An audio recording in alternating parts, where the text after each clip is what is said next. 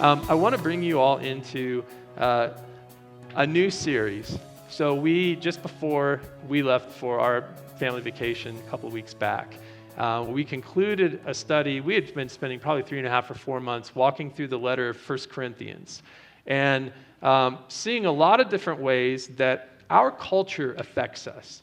I think our culture affects us in so many different ways we don't even realize it, because all the time there's an expected way of kind of operating and doing things, expected common values, or maybe even expected political preferences, or just ways we interact as people in our certain communities. And so we kind of get in our own little bubble to a degree. And the interesting thing is that in God's community, we're not really in anybody's bubble. There's no political party, there's no culture, there's no neighborhood, there's no nothing that really completely reflects the values of Jesus and his community, his kingdom of followers.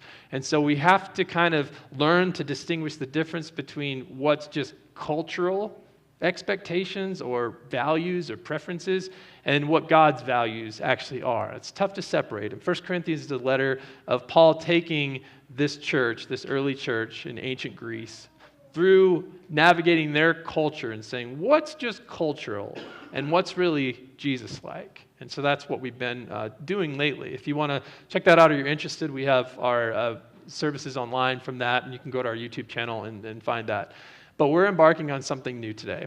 And I do want to let you know up front, today and next week are going to kind of set us up for this, because the majority of this will look at something similar to what you're seeing there, relationships on the rocks, these different types of things that tend to threaten our relationships. How many of you have a close friendship, or you're married, or you're in some relationship, close friendship with somebody? Most of you, right, out there, right? We don't navigate life alone most of the time. How many of you have had smooth sailing throughout all those experiences? You've never had any conflicts, any disagreements, any things to work through, right? Christine and I, if we could, lay our life open before you, we would probably have conflicts on a weekly, sometimes a daily basis that we have to navigate. If not with us, with our kids and extended family, just life is tough, right? And we don't always respond in the best ways. And what we see throughout the book of Genesis is the first book in the Bible. So maybe you've heard the introductory chapters, maybe you've spent a lot of time there, maybe you never have. Maybe you've never opened a Bible in your life. But we're going to take a look over the next several weeks at different relationships in the book of Genesis, because a large thread of that is how everything starts out great, and then really quickly it goes awry. And so we're going to talk about all kinds of things like blame shifting and deception and different tendencies we have as humans that just completely wreck our relationships, okay? That's what we're getting into. But today and next week, we're going to talk about what relationships were supposed to look like. We're going to talk about God's ideal and why we were created, according to the Bible story, to exist in relationships in the first place. Why do we even have a desire to get to know other people? Why don't we just navigate life independently on our own, like little Minecraft creatures or something, doing our own thing all the time? Why do we exist in community? Why do we desire relationships? Why do we feel a need for those? Well, there's reasons, right? And so we're going to look at that this morning and get into this week and next week how relationships are really kind of supposed to operate and why. And then we're going to see everything fall apart super fast. And it's going to get very real, very relatable. And we're going to talk about how to navigate those destructive habits that plague our relationships too as we get into the series. So that's what you're in for, right? That's what the series is about. And so as we get into this, what we're going to find is we need healthy relationships to rule well. Now, that's going to sound like a strange term because we're not kings and queens here. At least most of us don't have any royal lineage. And so we don't use the word rule very often unless we're talking about tyrants or dictators or people like that. But in the Bible's sense, this idea of ruling, it's a key word that comes up in the first few verses of the Bible, the first chapter. And when God talks about ruling, what he's talking about is more like a cultivator, somebody who's bringing out potential. And so we find out very quickly that God forms humans in this earth as he's making it, fashioning it, and organizing it to fill a specific role, to cultivate the kind of world that God envisions and to provide necessary love and support and encouragement along the way. Because part of it is task-oriented. It's very difficult to carry out tasks if you're the only person, right? Because we need certain things. We need a variety of efforts. We need a variety of energy. We need people that have different perspectives. And so all of this thing goes into, there are a lot of needs involved in cultivating God's world around us. It's nothing that one person could ever complete. There's not enough time in your life for you to even scratch the surface of the things that God has desired humans to accomplish in this world. And also, it would be tough to navigate because if you work hard, you need to be supported. You need a nurturing environment. We need to be loved by people. And so relationships help accomplish that as well. And so we're going to jump into Genesis, but I want to qualify this. You're probably familiar with this verse. In the beginning, God created the heavens and the earth. If not, that's how the Bible starts. And we have a tendency, because we live in modern America where we're very scientifically oriented. And so the first thing we want to do when we read the first chapter of Genesis, oftentimes as modern readers, is to turn this into some kind of scientific debate and say, well, that's not what I learned in biology class. You know, it's over whether or not God could have possibly spoken the universe into existence, like Genesis 1 describes, over the course of 7 literal days. And there's a camp that says, this is what the Bible says. This is how God did it. And there's a camp that says, well, how do we reconcile scientific data with all these things? Like, how does it combine? And that's what we want to make Genesis 1 about. But that's not how Genesis 1 was written to be understood. In the ancient world, these debates weren't even in existence. There are some rhythms that this chapter intends to introduce us to. There are some connections that Genesis 1 and Genesis 2 and Genesis 3 are going to make for us that play out throughout the rest of the Bible. There are some important themes that we get introduced to. There are some important principles that these writers are trying to communicate. So Genesis 1, more than leading us into a scientific debate, is trying to give us a framework and a foundation to understand the entire Bible. So those are some things to be aware of. Now, as we get into things this morning and kind of turn the focus toward relationships and their purpose, I want to give you a couple terms that are going to be important. We're going to come across them really quickly. One is formless, and we think of formless as like slime, right? Has no given form or shape. But in the Bible, it's more about organization. So it's something that's disorganized. It's lacking organization. We're also going to see the word empty, and empty means lacking inhabitants, and lacking purpose a lot of times as well. And we would use that word similarly often today, although we have more English uses to it. And then we're going to find the word image later on. The word image, it literally means like an idol statue. So think of it that way. But it's also talking about, it'll talk about humans being made in God's image. And that's more that we are made as a representation in a way, but more as representatives of God. In this world. We're supposed to continue on the legacy that God starts and to operate like Him and to use the wisdom that He introduces us to in this world to create the kind of place that He envisions here. That's why He populates it with people in the first place. And so He's going to demonstrate throughout this chapter that ruling His world, which is our world too, well, it's going to involve meeting 3 important needs, and we find those in the second verse of the Bible, in Genesis 2. I want you to look at this and see if you can figure out what those needs are. I'm just going to read it, and then I'm going to ask the question, and feel free to comment. That's what I want. Now the earth was formless and empty. Darkness covered the surface of the watery depths, and the Spirit of God was hovering over the surface of the waters. So what does the earth need at this point in the story? What does it need? Okay, yeah, that's true. It's part of it. What's it lacking? Maybe I should phrase the question that way. Form. Okay, form. And when we talk about form, what did it mean a minute ago? Remember? Not necessarily shape, but more like organization, okay? So it's lacking organization. It needs organized. What else does it need? It's empty, so it needs what? Filled, right? Not just people, but all kinds of critters and stuff, right? If you look around you, there's a lot more than people out there. And what, light? Yeah, it's dark, right? It needs light. And so when we think about light, so we're going to, again, our scientific minds are going to want to take all of this and just look at it very literally, like God's just telling us some facts here. This is how God started everything, so He's just giving us the facts. But to think like an ancient person, and specifically an ancient Hebrew person at this point in time in history, we need to think beyond just the facts. Because the things that God is going to say, it's really going to give us a model or an example to follow. God's not just giving us facts. He's giving us a pattern to follow. Kind of like somebody who would run in a race. Have any of you ever run track before? Have any of you ever run a circle around a track before? One lap? Okay, maybe just for fun, or the gate was open or something like that, and you snuck in and tried it, right? Had an Olympic moment. So I want you to think of it that way. Think of Genesis 1 as God's first time around the track. And we're all the newbies on the team, and he's the star, and he's like, let me show you how this should work. And so he runs the lap, and he shows us what it's all about. And then once he gets around once, he takes the baton and he puts it in your hand. And he says, okay, go for it. Follow my example. And here's the responsibility. Here's the baton. Here's the responsibility to rule over my world well. I showed you how it was done. I gave you a model, so go for it. And I'm going to step back and I'm going to coach you from the sidelines. That's really what we're getting into in the Bible. And really with our purpose as humanity. That's what God intends for us to do, to take the baton and to rule over his world well.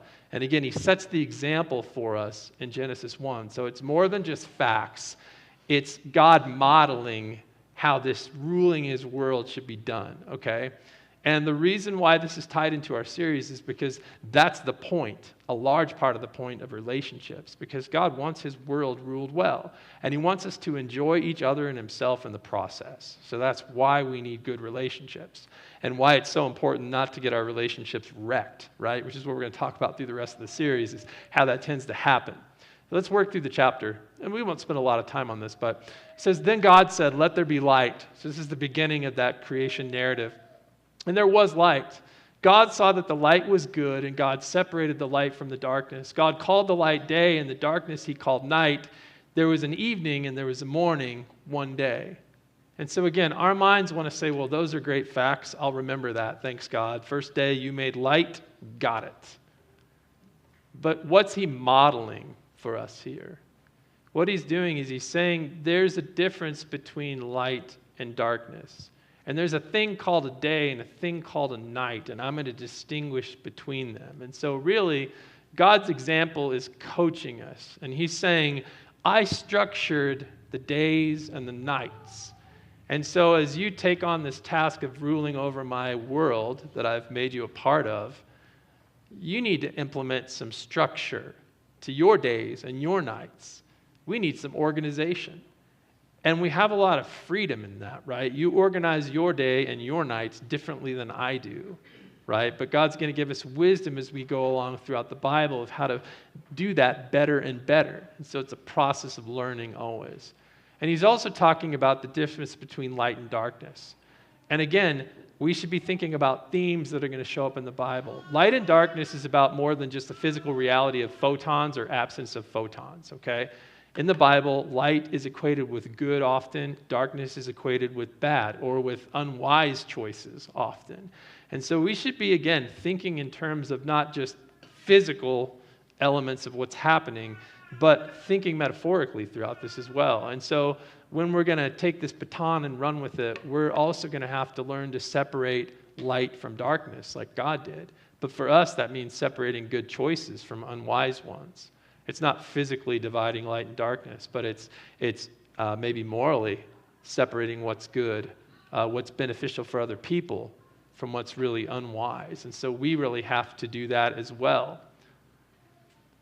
The next day of creation, it says, then God said, let there be an expanse between the waters, separating water from water. So God made the expanse, and he separated the water under the expanse from the water above the expanse, and it was so. And God called the expanse sky. Evening came, and then the morning came, the second day. And so day 2, God makes sky. Big deal, right?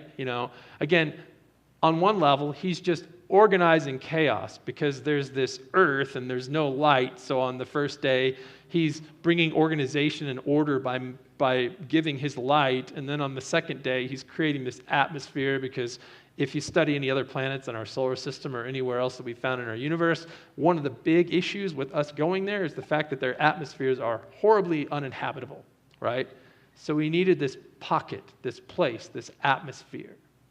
Now, you can't go out and just start talking to the air and change the amount of carbon dioxide and oxygen and create that kind of thing, or we can't shoot ourselves up to the moon and just start putting an atmosphere in place.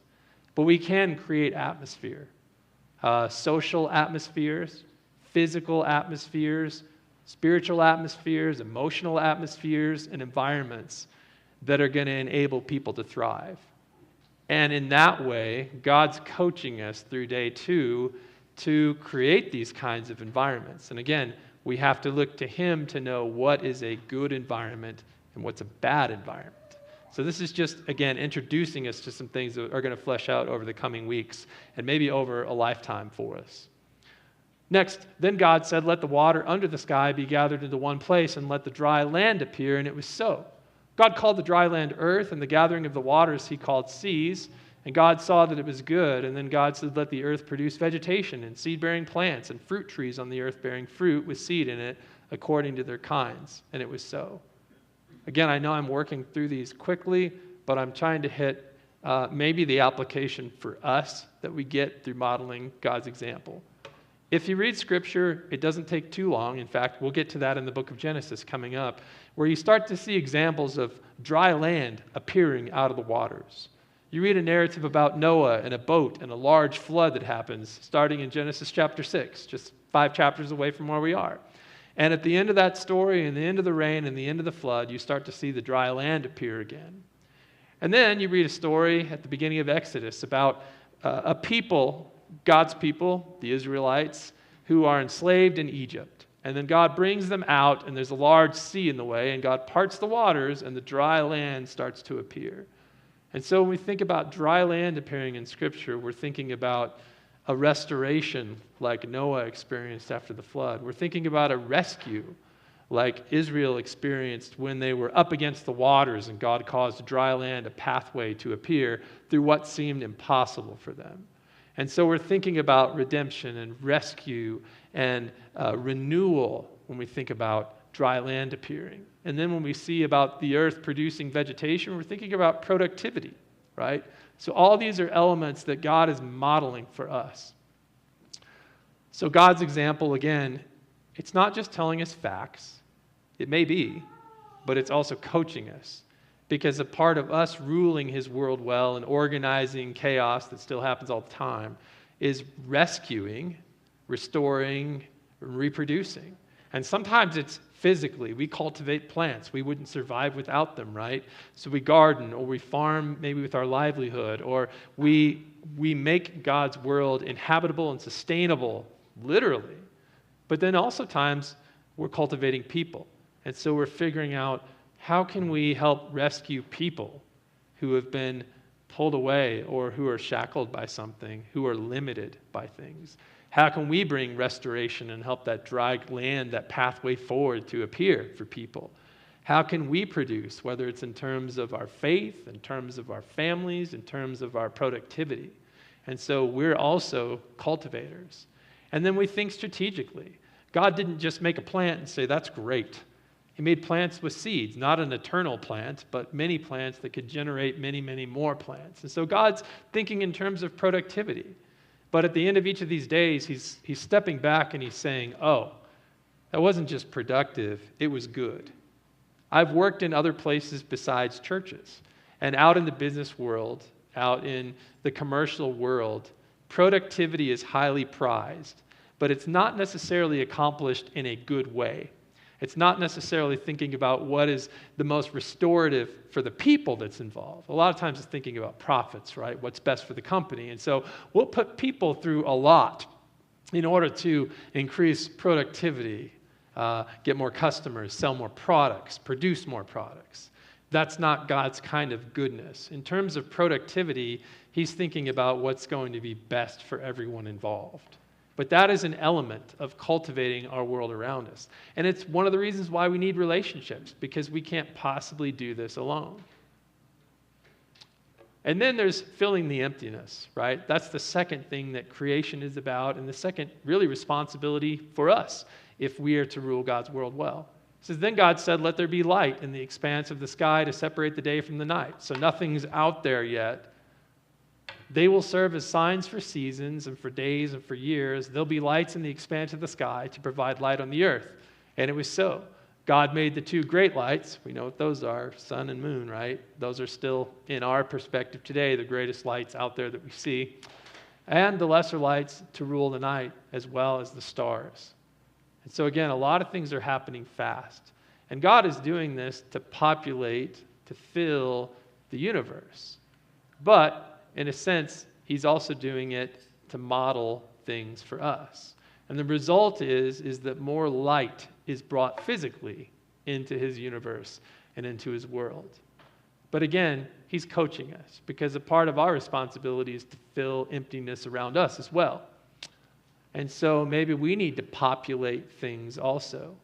And he's thinking in terms of days and weeks and seasons and occasions when he puts these bodies in the sky, but we can learn from that because we need to populate some things as well that are empty.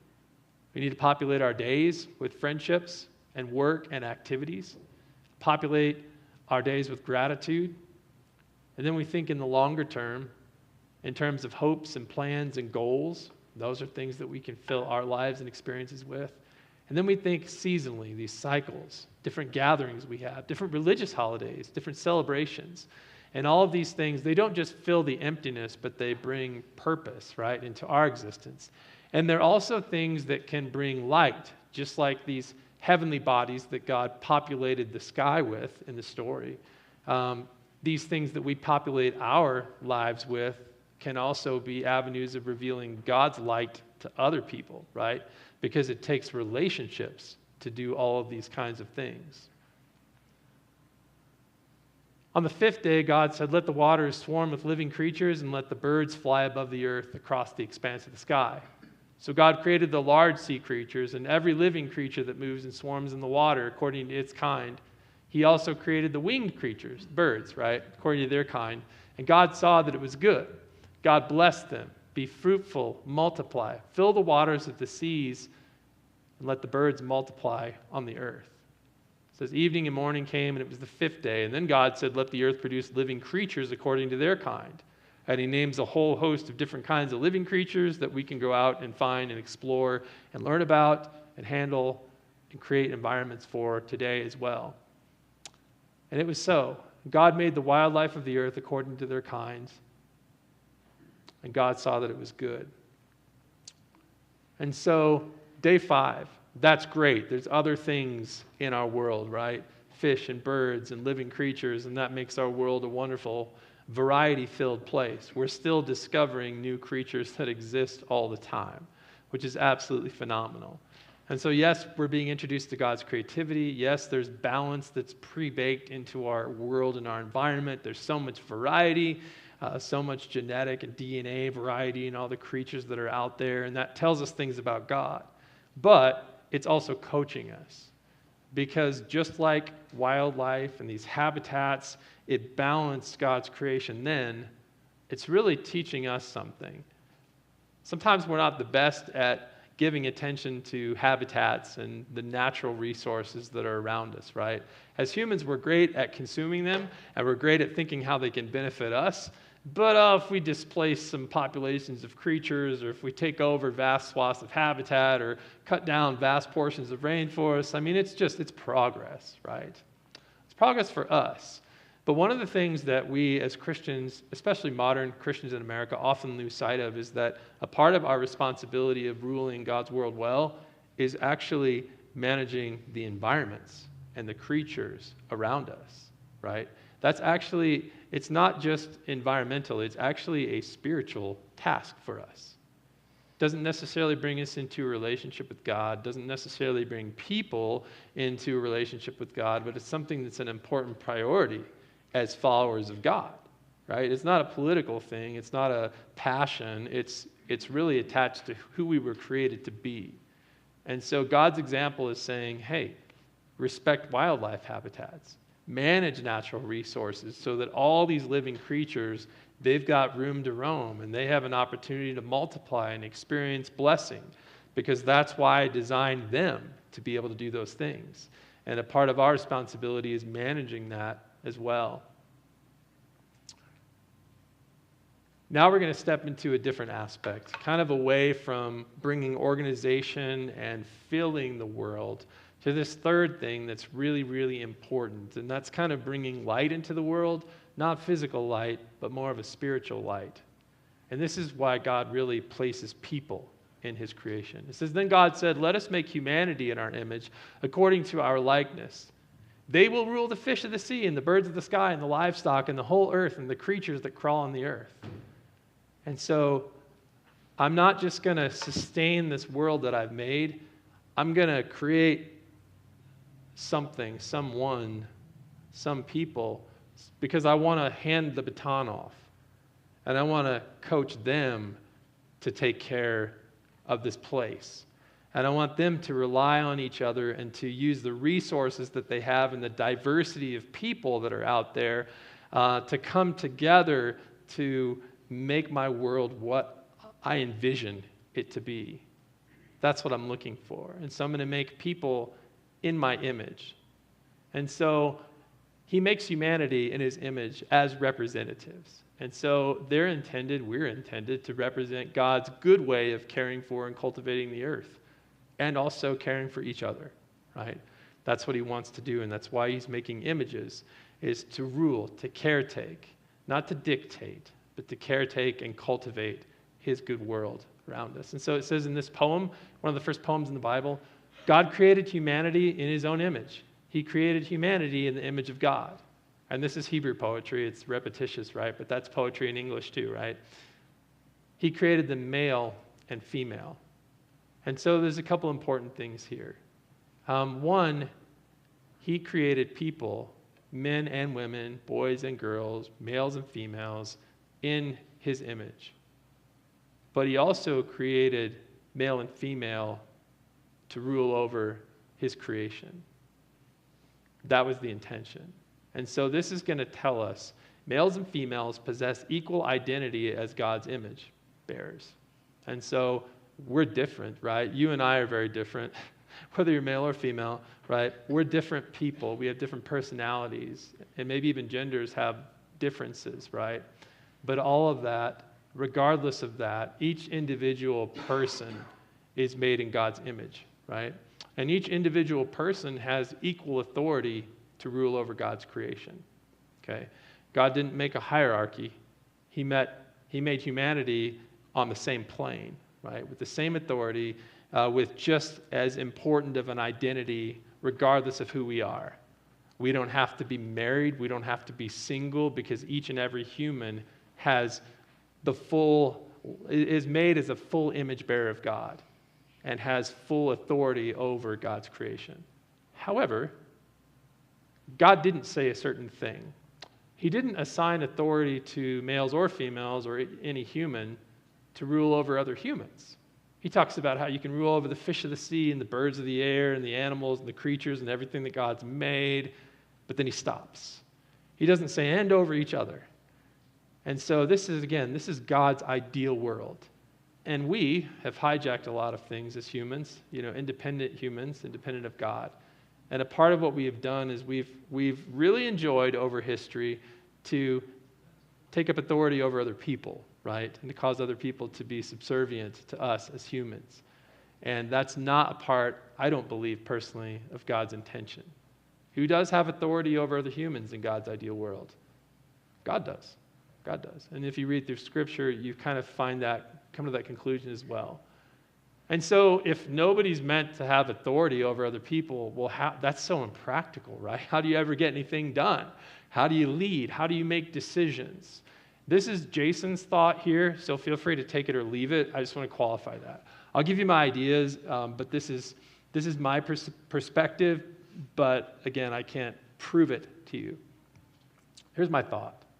I think that people were intended to navigate authority over other humans the same way that God does. Here's how God operates. And God is described in a unique way because those verses we read say, let us make man in our own image. And so if you read throughout the Bible, you find God is one, and you also find that God exists as Father, Son, and Holy Spirit, and that's a whole other conversation. But essentially, God seems to be a unity of persons. And so if we model God We're going to collaborate like God does as a unified team. And God's nature is going to be a part of the consideration, just like it is for God. He doesn't go contrary to himself. God's wisdom is going to be a part of the equation in decision making, and it is for God too. He doesn't go contrary to his wisdom. And we're going to think about everyone's best interests as we make decisions. And God operates in a much similar way. And then when we come to making decisions, we're going to craft one that's just and that's loving and that's mutually agreeable. And that's going to be our response if we're modeling God in that. And so that's really a way that we can navigate decisions together. How would we work without someone in authority? We would, I think, ideally work together. But that's tricky because we're in kind of a compromised state. And we'll get into that in future weeks. But if we're looking for the ideal, I think that might be it. There is another implication. If we want to represent God well, we have to know God, right? And so a part of what God is calling us into is not just a relationship with each other, but he's calling us into a relationship with himself. We have to come to know God. We have to learn God's wisdom, and we have to imitate God's example. Otherwise, this whole baton handoff thing is going to fall apart, right? And we'll mistreat each other in the process. We need relationships with God to meet the needs of our world. And again, we'll get into more of what that looks like as well, and how even we can access that through faith in Jesus Christ.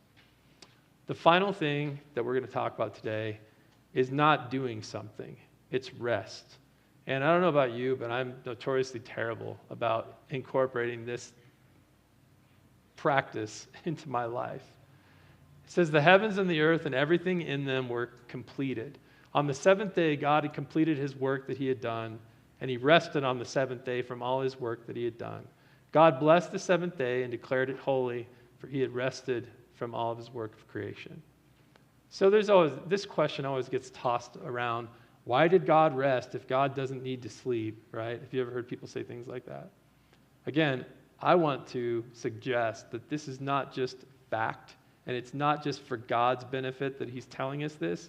He's setting an example for us. And as you read through the Bible, you're introduced over and over again to the importance of rest in different ways. We need that too. And so I think God's example is really coaching us.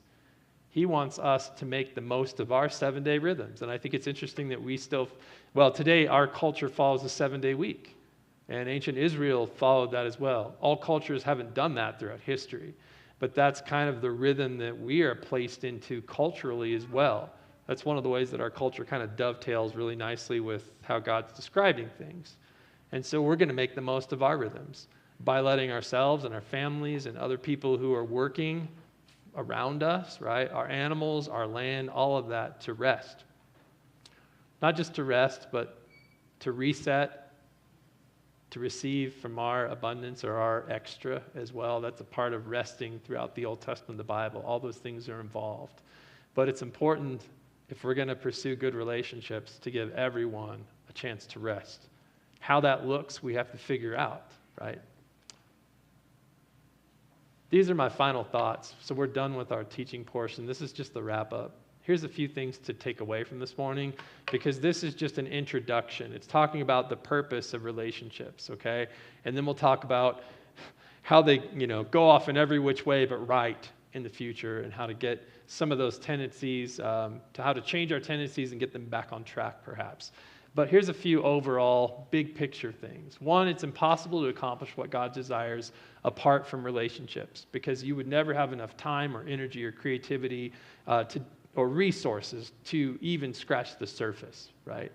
We need each other to accomplish what God has for us, but also to sustain each other, right? Throughout life, we all need love. We all need encouragement. We all need support. We all need community, right? Secondly, in God's ideal world, we would exist in right relationships with God and each other to meet all these different needs we've talked about today. Physical needs, environmental needs, social, emotional, spiritual needs. That's in God's ideal world. That's Genesis 1. It's ideal. We're not in an ideal world. Ideally, we would follow God's example and his coaching, and we would organize all the chaos and fill all of the emptiness and represent God well as humanity, right? not just in what we're doing, but with what we're thinking and what our motives are and ideas are. That's the ideal. But we're not in the ideal. We're in a world where our relationships are constantly targeted and threatened and compromised, right? And we're going to get into that in this series. And so things are different. However, should we look at that and go, well, if we can't really accomplish this ideal thing, like let's just go do our own thing and live our own lives because it doesn't matter, we're never gonna get there, right? Is that how we should approach it? No. Because especially where we are in time, through faith in Jesus, which is a whole different story in the Bible, and a willingness to allow Jesus' example and teachings and spirit to transform our lives and guide the way that we interact with God and other people, we can actually discover God and his wisdom. We can return to this God-given role and figure out what right relationships look like and share this new thing we found as we discover God and his relevance in our lives. We can share that with other people around us. And it's actually possible for us to create a little taste of God's ideal in whatever corner of the world that God has placed us in. That's why in the New Testament, Jesus introduces this community called the church, right? It's so that we can, maybe the whole world can't be impacted by you or I, but God's put us here, or maybe you're living elsewhere. God's put you where you are currently. And it's to take some of these things that we've talked about today and incorporate them into wherever you live. And the church is a community to help enable that to happen, to give your place just a little taste of the world that God envisioned. But it takes right relationships. We have to be careful with the way that we relate with one another, and we have to reconcile when things go awry. And that's going to be important. We'll learn more about that in future weeks. Let's go ahead and pray today.